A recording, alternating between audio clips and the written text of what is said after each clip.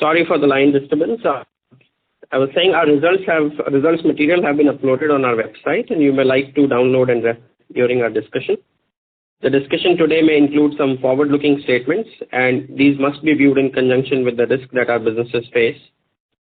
On our call today, we have with us our chairman, Mr. Ajay Piramal, Nandini Piramal, Executive Director, PEL, Mr. Rajesh Ladda, Executive Director, PEL, Mr. Khushru Jijina, Managing Director, Piramal Capital and Housing Finance, Mr. Jairam Sridharan, CEO, Retail Financing, and Mr. Vivek Valsaraj, CFO of the company.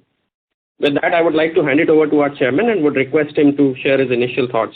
Over to you, sir.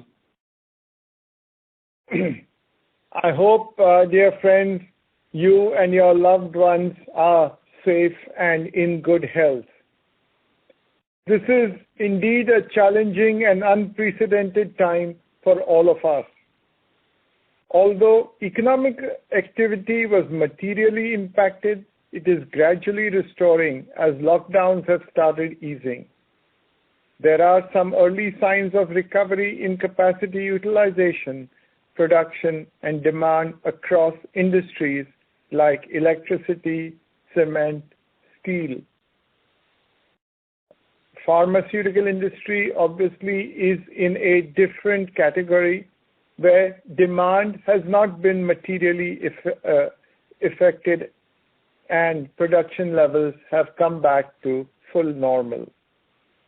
We expect the economy to rebound in a U-shaped manner over the next 3 to 4 quarters, provided there is no major relapse in the COVID situation. The severity and the longevity of the pandemic's impact still remains uncertain. In the backdrop of this unprecedented environment, we have delivered a resilient performance during the quarter. Revenue declined by 8% year-on-year to 2,937 crores. Net profit grew by 11% year-on-year to 496 crores. Until the environment normalizes, we remain focused to maintain our balance sheet strength and to ensure enough liquidity. Over the last few quarters, as we have been repeatedly saying, we have taken steps to strengthen our balance sheet.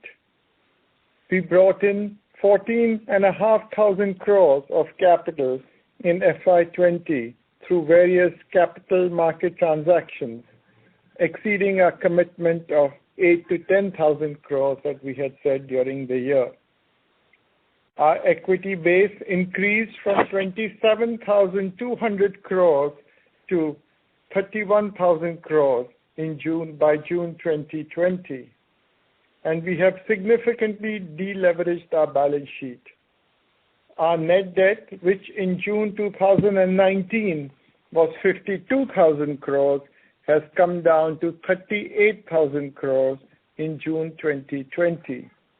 And our net debt to equity stands at 1.2x as of June 2020 versus 1.9x in June 2019. During this quarter, we announced our fundraise in the pharma space. Carlyle Group agreed to invest fresh equity of $490 million for a 20% stake in Piramal Pharma, making it one of the largest private equity deals in the Indian pharmaceutical sector. All the pharma businesses are getting integrated into a subsidiary of PEL, Piramal Pharma Limited. The business was valued at an enterprise value of $2.775 billion with a potential upside of up to $360 million based on FY21 performance. This deal will further strengthen our balance sheet and provide us with a war chest for the next phase of our pharma strategy, that is, to accelerate our organic and inorganic plans. The deal is is expected to close in this calendar year. I think once again, this successful fund raises confidence that amidst the whole crisis of COVID-19, the inherent robustness of our business model and the measures that we have taken so far. In fact, in 2010, our domestic formulations business was valued at 3.8 billion. And now, in the next 10 years, we have been able to deliver value anywhere between $2.77 billion to $3.1 billion. So again, the ability to build businesses and create value for our shareholders. Over the last 1 year, we've been able to generate inflows of 35,680 crores through multiple borrowings and equity transactions. In the first quarter of the current year, despite significant challenges due to COVID-19, we have raised 9,600 crores of long-term borrowings. We are, as we have said before, gradually shifting our borrowing mix towards long-term funding sources. The CP exposure decreased by 95% from 18,000 crores in September 2018 to 910 crores as of June 2020. Our share of bank loans has increased from 55% in June 2018 to 68% in 2020. As a result, the positive ALM gap has significantly improved in recent quarters, especially in the 6-month and 1-year buckets. We continue to remain very well positioned to meet our debt obligations in future. To comment on the financial services, RBI's Financial Stability Report in July suggests a sharp rise in NPAs within the financial sector. This could intensify risk aversion amongst banks, which account for 70% of financial assets. Well-governed and large NBFCs and HFCs will have to ensure smooth credit flow to the economy. Also, consolidation to accelerate in the NBFC sector due to COVID-19, well-capitalized, well-governed entities will survive and gain market share in future. Stronger NBFCs complement banks and play a critical role in reviving India's growth. What are our strategic priorities in financial services? We aim to build a diversified financial services business across wholesale and retail financing. And we are continuing to make progress on our strategic priorities. First of all, we are increasing the granularity of the loan book and reducing single borrower exposures. In the current year, we are not chasing growth, but will focus on making the book more granular. Our exposure to top 10 accounts reduced by 4,000 crores in the last year, from 18,400 crores to 14,400 crores. We made a conscious decision to reduce our large single borrower exposure to below 15% of our net worth. And only one account of ours is greater than 15% of the net worth. As we mentioned during our Q4 call, our risk management and asset monitoring teams, along with our chief economist, conducted a scenario analysis at the onset of COVID-19 outbreak. As a part of the analysis, we stressed the sectoral impact of COVID-19 under a stressed scenario. These sectoral impacts have been applied at the deal level to assess the impact on PEL's portfolio.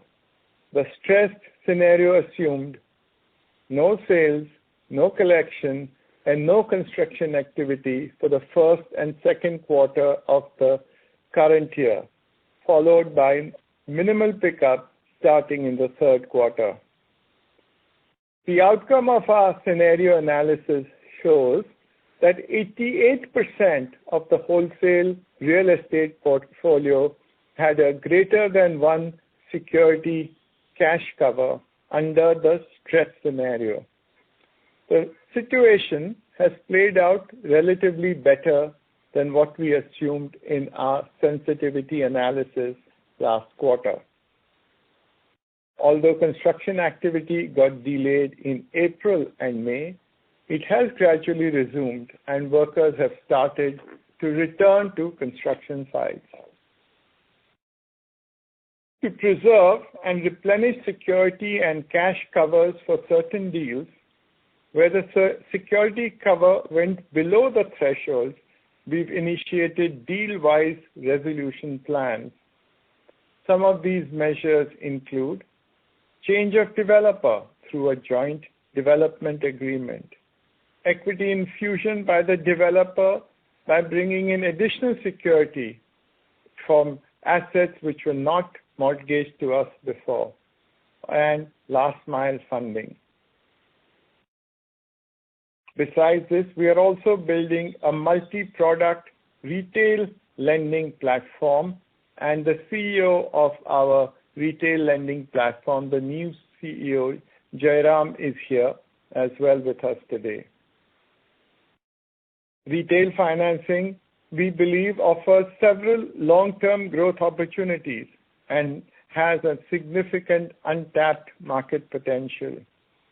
We expect consolidation to pick up in this sector as well due to the COVID-19 and competitive pressures. We are incorporating learnings from the current environment and shall build the book conservatively. In the current year, we will focus on laying the foundation of the business, that is, focus on processes, policies, and people. For the next rollout phase, the areas being worked upon are in product strategy. We plan to launch a combination of products over FY21, 20, and 22. In FY21, we will focus largely on secured lending while testing some of the other lending products. Also, pivoting housing finance from affluent housing to mass affluent and affordable housing. In the geography, we will focus on Bharat, that is small and mid-market India, where a population from anywhere from 10,000 to 4 million.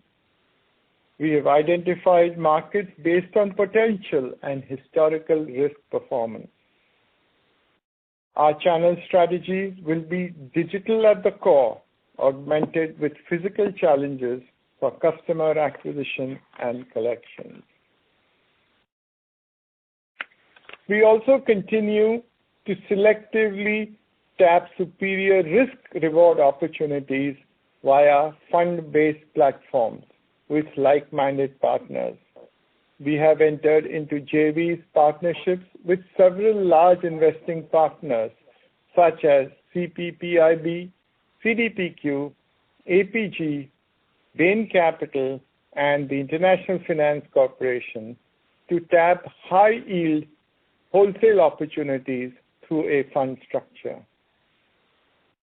In addition to all this, in the present environment, we believe that we should provide for sufficient provisioning for contingencies. Our GNPA ratio at 2.5% as of June 2020 versus 2.4% as of March 2020.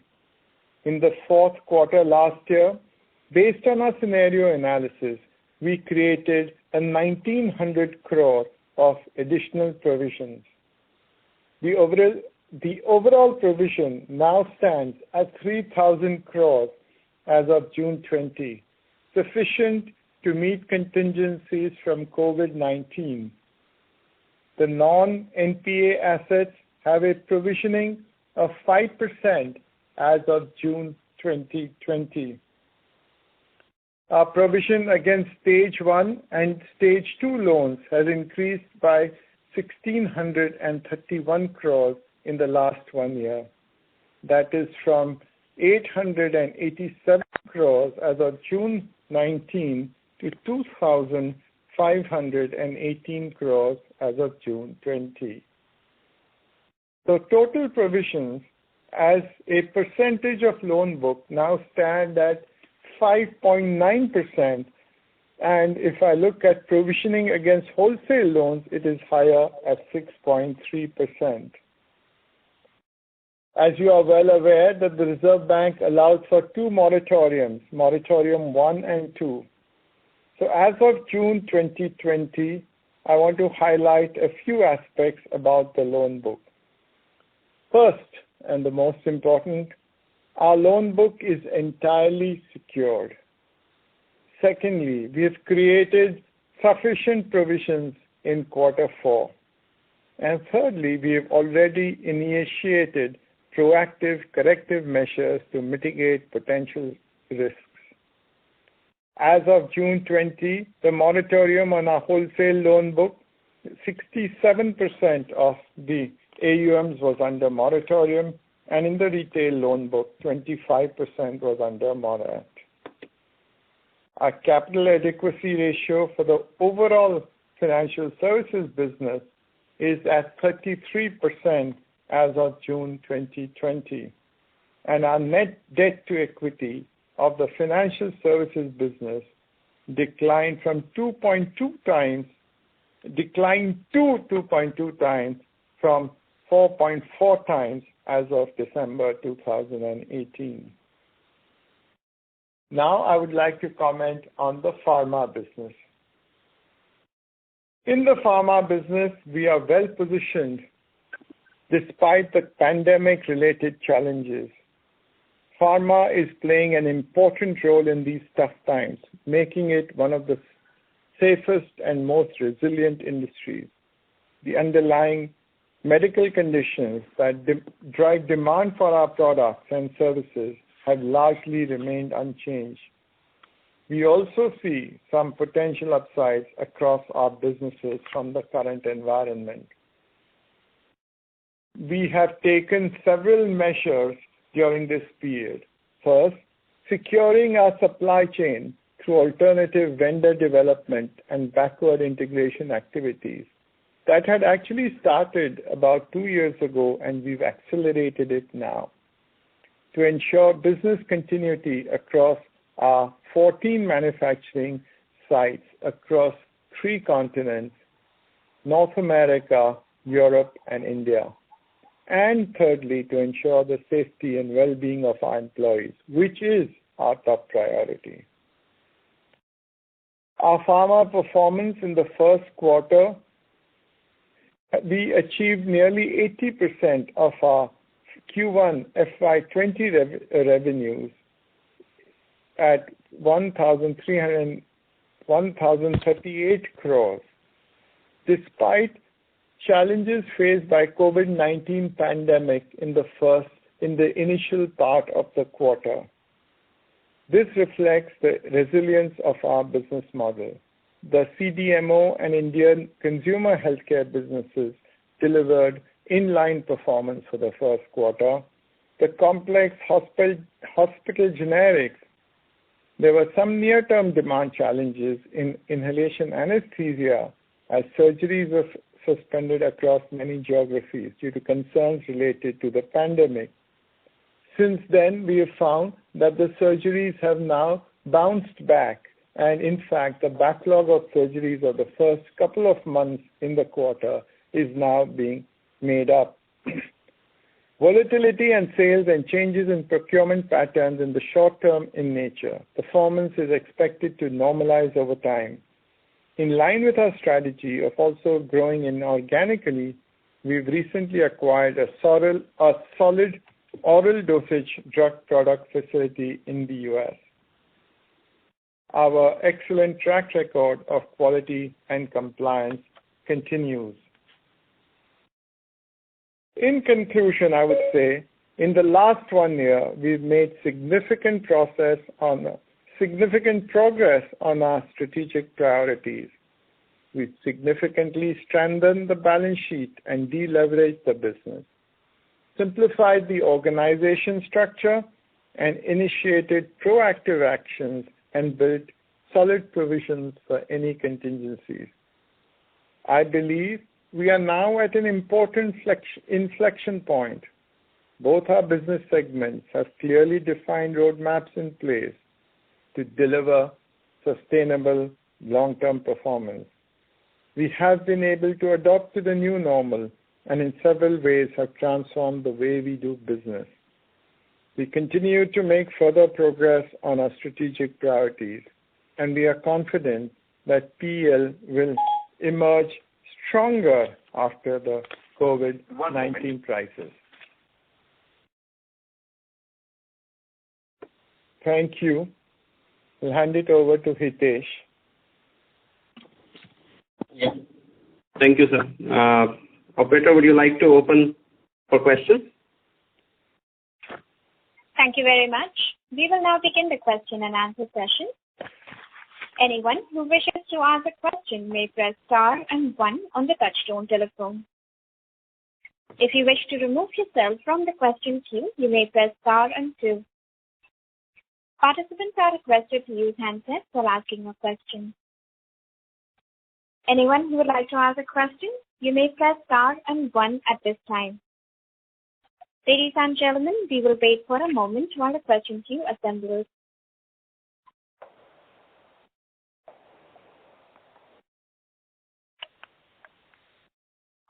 The first question is from the line of Abhijit Tibrewal from ICICI Securities. Please go ahead. Yes, good evening. Thanks for taking my question. I had a couple of questions. I would like to ask them one by one.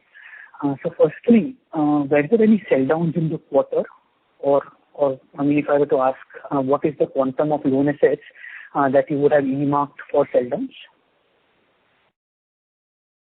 Yeah, why don't you ask all your questions then we'll answer them. Otherwise, it'll become a conversation. Sure. Do you have any other questions?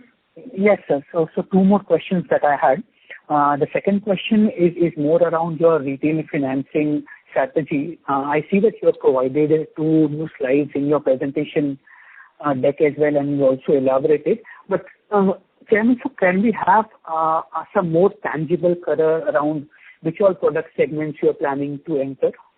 And the last question, in your Q4 presentation, slide 66, you've given out your AUM basis different categories. This is green, yellow, amber, and red category. Can we get some update, in terms of now in Q1, given that a lot of economic activities have resumed, and I'm sure construction has started at a lot of your projects. How would you kind of classify your AUM under those green, yellow, amber, and red categories?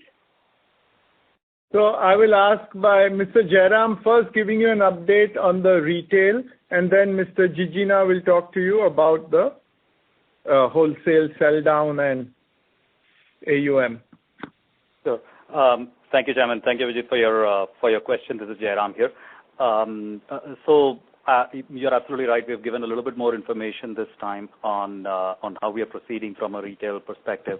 Firstly, I want to emphasize the point that Chairman made in his opening remarks, which is that for the retail business, FY21 is very much a year of foundation building.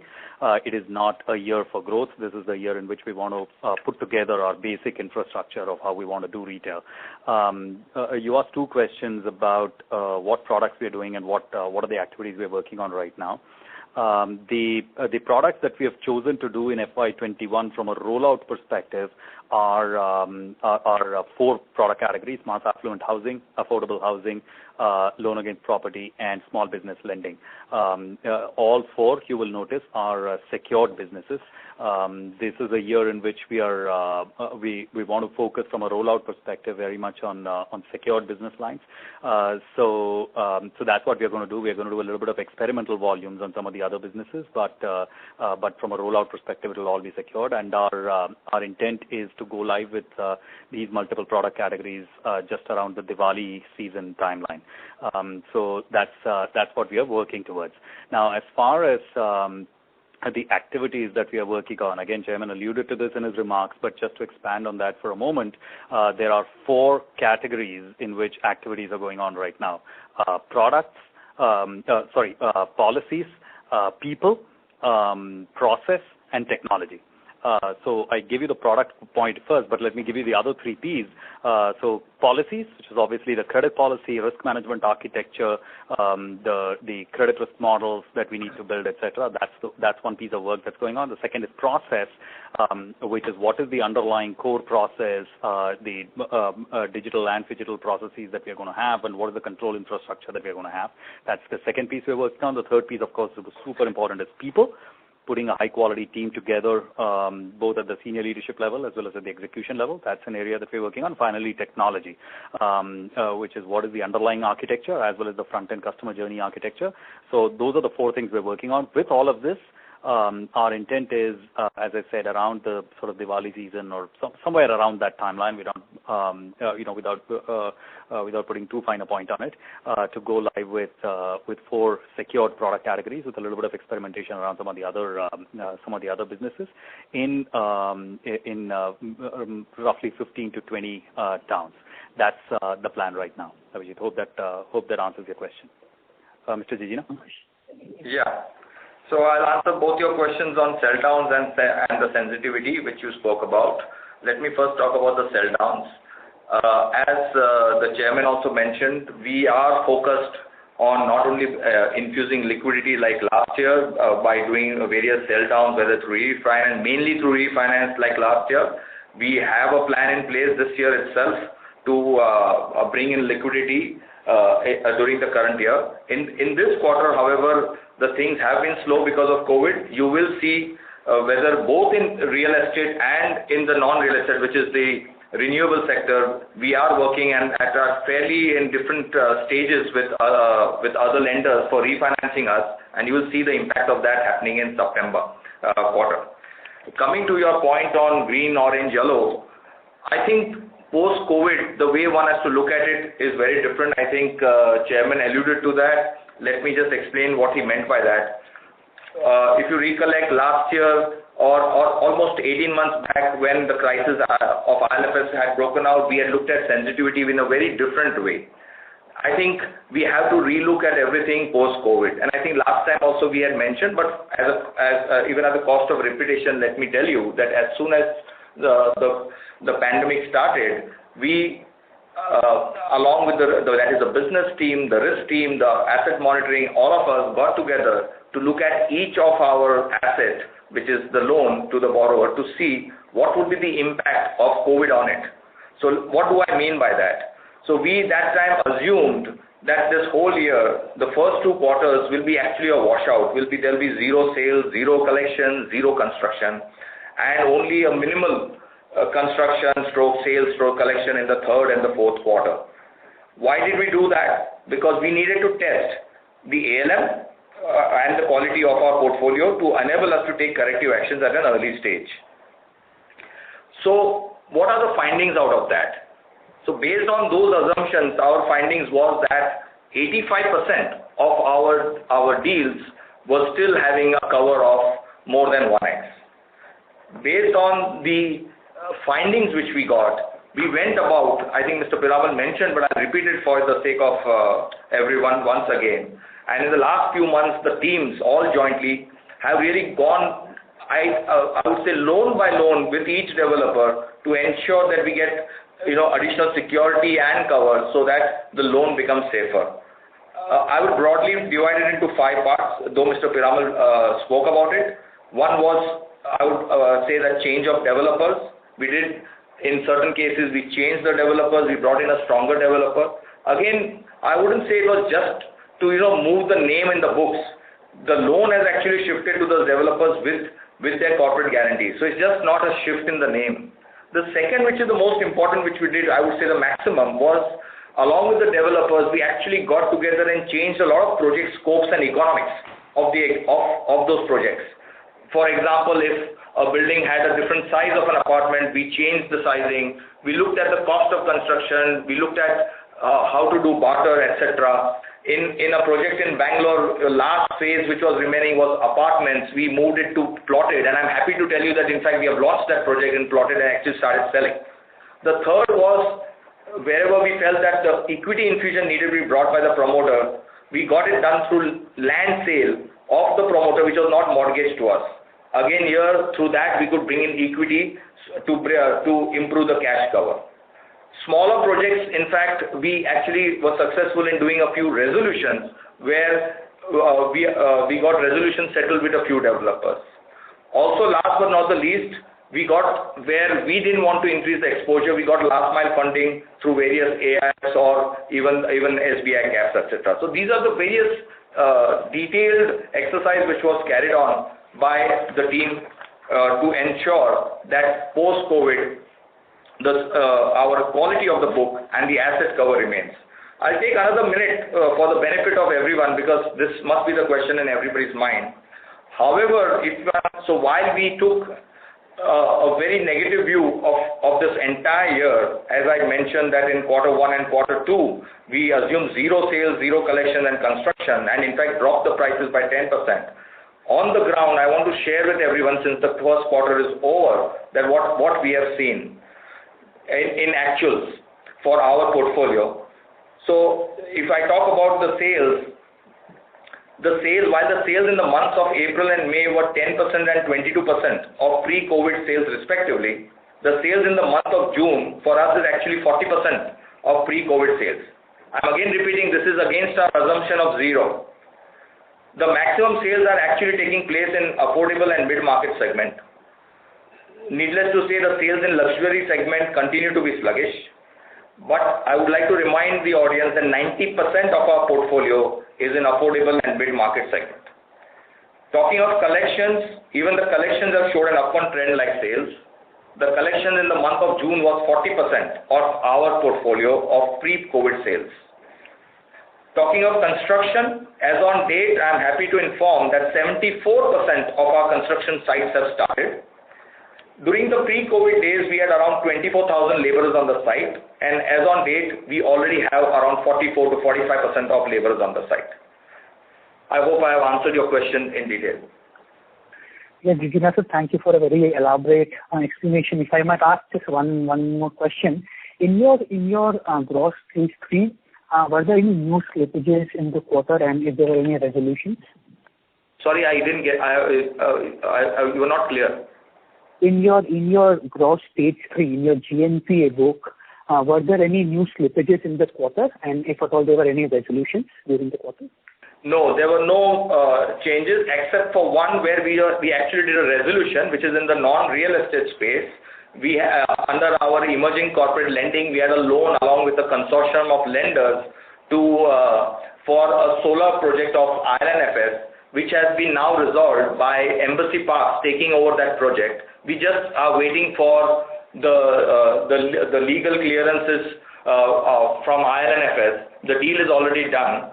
Why it has been put in stage 3 is because as per the deal, the 75 crores principal comes back. The interest up to December has been fully serviced, but from January to September, all the consortium lenders, including us, will have to forego the interest. And we have, I think it's around 7 to 8 crores is what we have now taken under stage 3.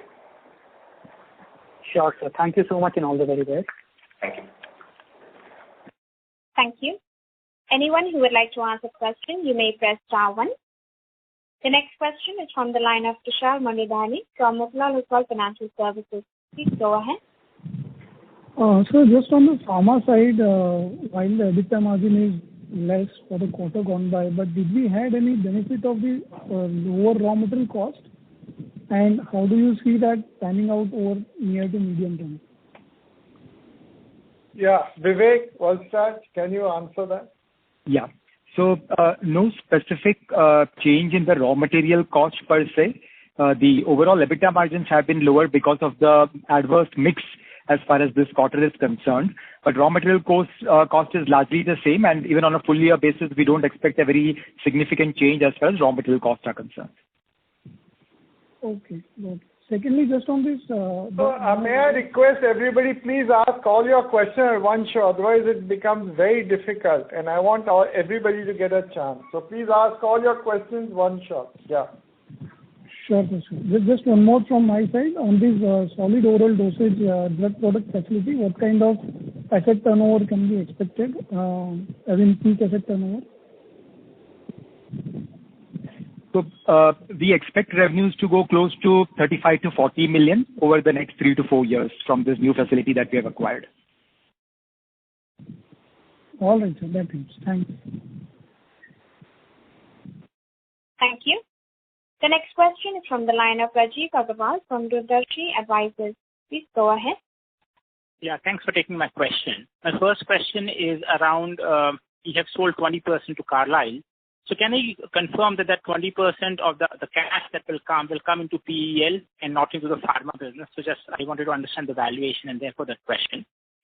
The second question is if you can talk about that you have cash cover of more than 1 in 88% of the portfolio. So can you please confirm in the remaining 12% how much of that remaining 12% has been addressed and what still remains under stress? And then if you can just talk about your collection efficiency in Q1 and how it has changed month on month. Mr. Jijina talked about how the projects are progressing, but just from a collection efficiency perspective, if you can give us more details. And lastly, on the stress scenario, you mentioned that in Q3 things will pick up gradually. So can you just elaborate what exactly are your assumptions in Q3 and Q4? Thank you very much. Yeah, I think first of all, just talk about the pharma, the funding, Rajesh, and it's Khushru, you can take the question on the Q3 and.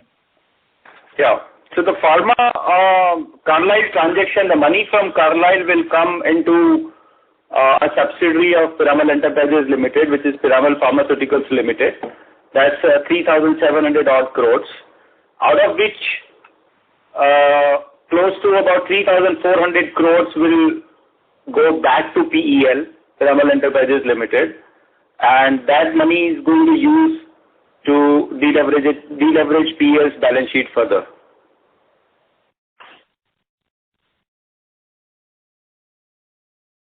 Yeah. Khushru? Yeah. So on your two questions, one is on collections. I actually mentioned it, but I'll repeat it for the benefit of everyone.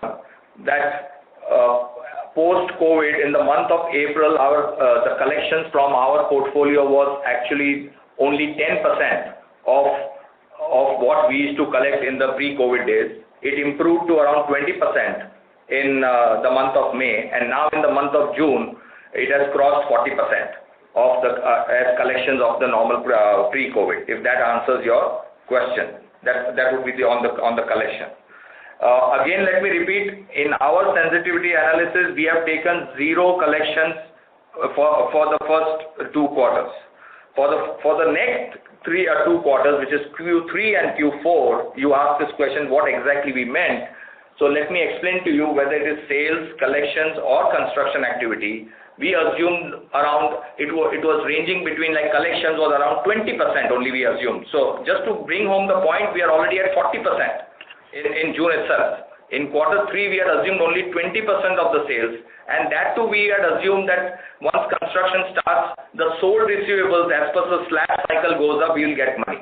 So that is what we had assumed for Q3. And for Q4, we had assumed around 50% of the normal collections which we used to get pre-COVID. Yeah. Have I answered the question? Yeah, that's very helpful. Actually, I have just a follow-up on the Piramal Pharma, where we are seeing that the 3,700 goes to the Piramal Pharma. So should I assume the enterprise value, how it has been valued, is that closer to the 15,000 or the 20,000 crore based on, the pre-money versus the post-money? So it's not clear whether 3,700 is coming into Piramal Enterprises and then going to Pharma or the other way around. as I said, it will go as primary infusion into Piramal Pharma Limited. When we are transferring the business from Piramal Enterprises Limited to Piramal Pharma Limited, which is the investment into overseas subsidiaries of pharma, and also the business which is lying, direct business, India direct business which is lying in Piramal Enterprises Limited. When you transfer this business from Piramal Enterprises to Piramal Pharma, there will be a payable entry which will get created, because the business will get transferred at a particular value. The money, the primary infusion is going to happen in Piramal Pharma Limited, the subsidiary, and through this payable entry, the money will go to Piramal Enterprises Limited. That's the mechanism. See, also other way to understand this is that this money that will come in will lead to initially a deleveraging, but it will create a war chest for Piramal Pharma to look for organic and inorganic opportunities in future. I mean, you can't have acquisitions happening on day one when the money comes in. So the acquisitions will be looked at, from the opportunity perspective as we move on, and that war chest will be utilized for those inorganic. Right. No. So my main point is that if I think if you want, you can clarify this later. Otherwise, we just go into one-on-one conversation if you don't mind. Okay. I think please just take we can address it separately and answer all your queries on this particular thing. Sure. Thank you. The next question is from the line of Prashant Nair from Qtr Research. Please go ahead. Hi, good evening, everyone. Just a few questions on the pharma side. So firstly, can you let us know what the constant currency growth would or decline would have been in this quarter on a year-on-year basis? That's the first question. The second question is, how do you see the business trajectory over the rest of the year, particularly on the injectable side, because we understand that that's a segment which is facing the biggest challenge currently. So are you seeing signs of a pickup? So is July better than June, or are we still waiting for some traction there? And the third question is just a clarification. So the oral dosage facility that you acquired in the US, that is primarily for the CMO outsourcing business, or are you looking at other opportunities as well, like generics, etc.? So Nandini, can you just answer the pharma? The oral dosage business is primarily for CDMO. We expect to have we have a current contract with the current customers, and we expect to grow that business, as said, to $35 to $40 million revenue over the next 3 to 4 years. In terms of the injectable business, in terms of inhalation anesthesia, yes, there has been a slowdown as surgeries have been stopped, but the underlying demand hasn't gone. So wherever the lockdowns have eased and where hospitals have begun work again, we're seeing actually a very good bounce back. So I think overall over the year, we're actually quite confident in the business. We think there'll be some short-term volatility, but we're pretty confident for the overall year. And the third question was on constant currency sales change this quarter. Yeah. So in constant currency, the sales were down about 16% versus Q1 last year. Okay. Thank you. Thanks a lot. That's it from me. Thank you. The next question is from the line of Alpesh Mehta from Motilal Oswal. Please go ahead.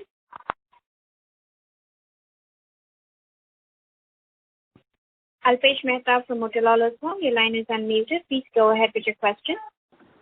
Hi, can you hear me? Yes, sir, we can. So first question is to Mr. Jijina. During the quarter, there was a proposed guideline by RBI regarding qualifying criteria for HFC. So are we compliant for that? And if not, how do we plan to fulfill the compliance requirement? That's the first part. Second question is, there seems to be a sharp drop into the funding cost for the financial services business. Any large ticket high cost borrowing got repaid during the quarter, and is this sustainable? And lastly, to Jairam, If you can throw some light, what kind of a differentiating product that you plan to introduce in the market? Because some of the products that you mentioned are already a bit crowded, even though the opportunity is large, but the products are a bit crowded. So, what would be the differentiating factors for the proposed consumer financial business? Thanks. I'll take the first two maybe. Yeah, Rajesh. Yeah. So I think as far as HFC, RBI guidelines around HFCs are concerned, we are seized of those guidelines. First of all, they are at the draft stage right now. Secondly, RBI also is going to give time to HFCs to comply with that. We have initially done our homework and we will be comfortable complying with those guidelines as and when they get applicable to Piramal Capital. We don't see a challenge. We will be fully complying with those guidelines. Interest rate question, yes, there is a drop in interest rates, but that's an outcome of the kind of borrowing which have been done in last 2 quarters. And we have said this last quarter as well that on overall basis, the interest rates will come down going forward basis as and when we replace our existing loans. So that's probably an outcome of that. Whether it's sustainable or not, it will be a question of how the macro environment and the markets play out. But our endeavor would be to bring it down further. On the retail part, Jairam, probably you can take it. Thanks, Rajesh. Alpesh, lovely to get back in touch with you. Your question is, from a product perspective, what is the differentiation, or kind of how do we, as the new kid on the block, differentiate ourselves from existing service providers? You're absolutely right that there are, in most markets, the product categories are quite crowded. Our intent is 2 or 3-fold. At the core, we believe that if you're operating in the exact same markets as some of the very low cost sort of, let's say, bank service providers are, then there is very little chance that you're going to win. So you've got to find the right markets in which you can play. And what do we define as a market? We are thinking of market as a combination of product, customer segment, and geography. So we got to pick the right combination of product, customer segment, and geography where we find that the competitive dynamics are a little bit different. And when you think about the choices that we are making, we are very specifically looking at sort of the Bharat market, set aside some of the largest markets in the country because the competition intensity there is extremely high. So go to the next 2 or 3 levels down, and that's going to be, from our geography perspective, our core choice. Customer segment perspective as well, instead of going to sort of the fully documented salaried income segment, try to serve a little bit more of the cash salaried and the self-employed and the small business segment. And the third piece is product, and this is going to be the core idea. And here our thought process is that as a new service provider in the market, or someone who wants to be differentiated, we've got to find ways to disaggregate what banks tend to aggregate. What we mean is banks and the many service providers in the credit space tend to think of one aggregated macro level product that they offer to everybody in the market. Our intent is going to be to come out there with deep product differentiation. So to give you a very simplistic example, instead of having one product called home loans to serve everybody, we might have a different product for somebody who is looking for an under construction apartment finance versus somebody who's looking who has a plot and who's doing a self construction on it, or somebody who's a half constructed house and is putting one level more on it, or somebody who wants to do finishing on a house, and so on. So you can imagine that one product which is aggregated as home loans can be disaggregated into 5 or 6 different products. So that's what we're going to go after: is product differentiation, geography selection, and customer selection, which puts you in a pocket where there are underserved segments that we can serve. Remember that our intent, at least in the first year or 2, is not to go out there and start doing thousands and thousands of crores of disbursements right from the get-go. We will eventually get there to that scale, but right now our intent is to just find the right foothold for ourselves and find pockets of population which are predictable risk, which we can price in and where we can profitably grow. and we believe there is enough and more opportunity for that in the country. Just a related question to this, Jairam, our secured business loan product that we are planning to offer, would this be largely on back of the large telecom provider, the data that we would be getting from them, or it would be our independent product? So I think all options are open right now, Alpesh. So we will pursue partnership and strategic partnership based opportunities, and we will also pursue direct to customer opportunities. Great. All the best. And if I may just squeeze in one more question, Mr. Piramal, there is unallocated net worth of almost 3,000 crores in the balance sheet. Any plans related to that? We are just waiting for opportunities. We believe that post-COVID there will be several opportunities, and therefore we've just kept that as unallocated for the moment. Okay, great. All the best, sir. Thank you.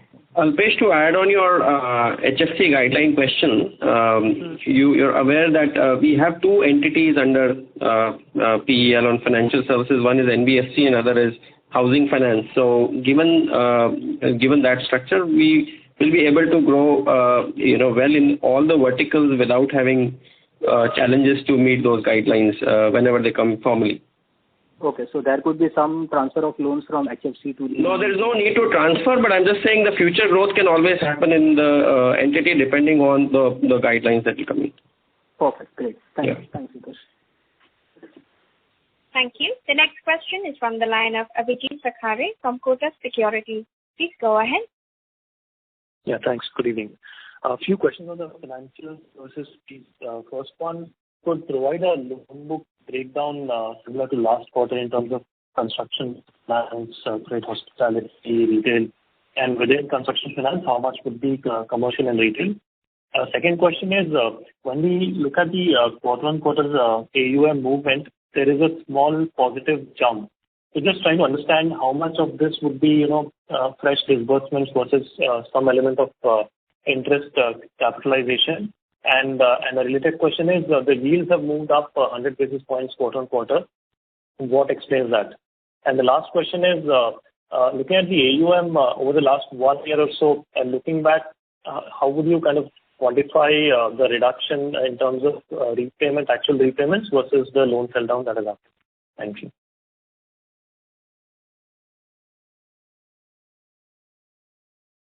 Yeah, several questions. So I'll take one by one. Yeah. So let me first answer you on your breakup of commercial and retail. I think that was your first question. You had asked several questions. Let me go one by one. I think on the commercial real estate, today, commercial real estate is 8% of our book, 3,700 crores, out of which the LAP and LRD is 1,300 crores. Balance are under construction, for which actually those projects have actually started. Mainly office space. When I say commercial, it doesn't mean any malls. It's just office space. So again, repeating, LRD and LAP is around 1,300 crores, where our LTVs are less than 65%, and the balance amount is under construction. And while we expect 6 months delays, the projects have started, and they are mainly into cities like Bangalore, Hyderabad, Mumbai, etc. Coming to the question on hospitality, our loan to hospitality is around 2,000 crores. Yes, there is no doubt that hospitality has been the worst affected in this pandemic, and we definitely do not expect things to improve till 12 to 18 months. Talking about our portfolio again, but we do believe that when things improve, the properties that will recover first would be the hotels in prime locations with marquee brands.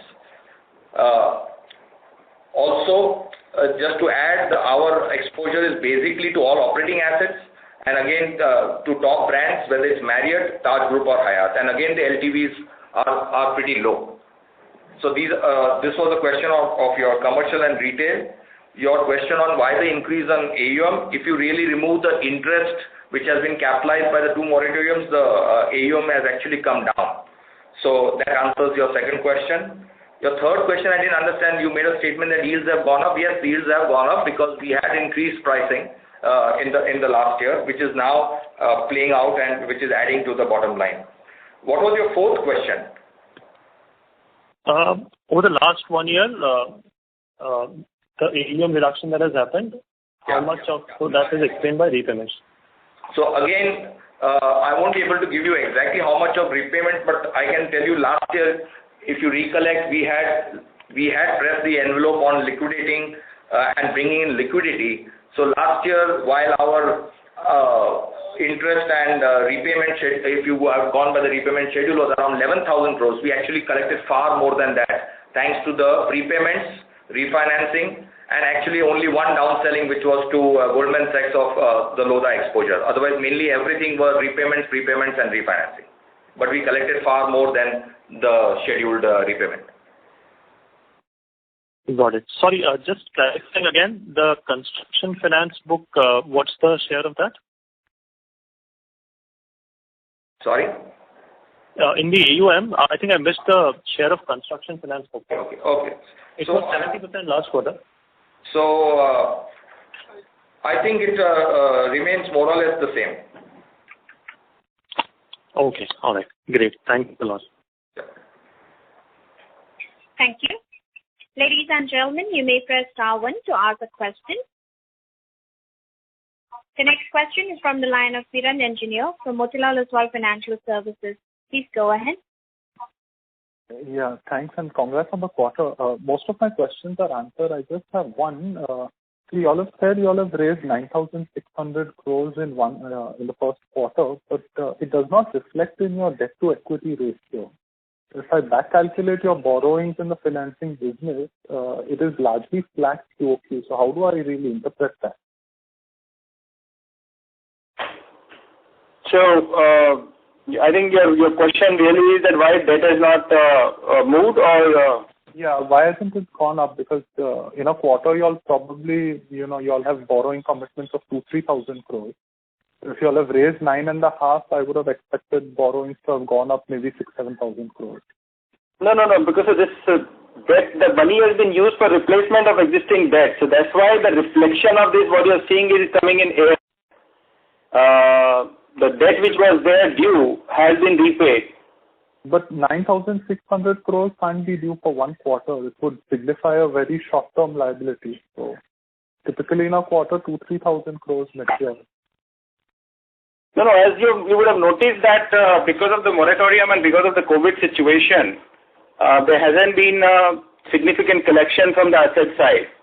So whatever repayments were due on the debt side have been paid off through this borrowing. And this borrowing, what has been done is, everything is long term, 18 months and above. 18 months to 7 years. And some of it you have also repaid, which was due, you have repaid it earlier, which was short-term due, so that you could change the ALM. That's what I'm saying. So the reflection is not coming in the debt increase, but it's the debt repayment which has happened, and the effect is being seen in the ALM. Okay, fair enough. That answers my question. Thank you and all the best. Thank you. The next question is from the line of Nandan Madhiwala from Qtr1 Capital. Please go ahead. Hi, thanks for taking my question. Can you give what is the moratorium number for retail finance, real estate book and non-real estate book? And my second question is, one of your largest mortgage, have acting for restructuring, one-time restructuring loans. Because I have not. Sorry to interrupt. Your voice is not clear. We can't hear you. Hello, can you hear me? Nandan, your audio is not clear, sir. There's some deep sound that is coming. Can you please rejoin the queue, and till then we will move to the next question. Hello. Sir, I would request you to rejoin the queue. We're not able to hear you clearly. The next question is from the line of Ritika Dua from Elara. Please go ahead. So thanks for the opportunity. So firstly, just wanted to understand the math behind the ALM. So this is after the moratorium, been accounted for. That's the first question. And the second question, sir, is if you could kindly just share what is the 104 crore number of the, IGA consumer product really, what is the, composition of this particular piece? So that's it. Thank you.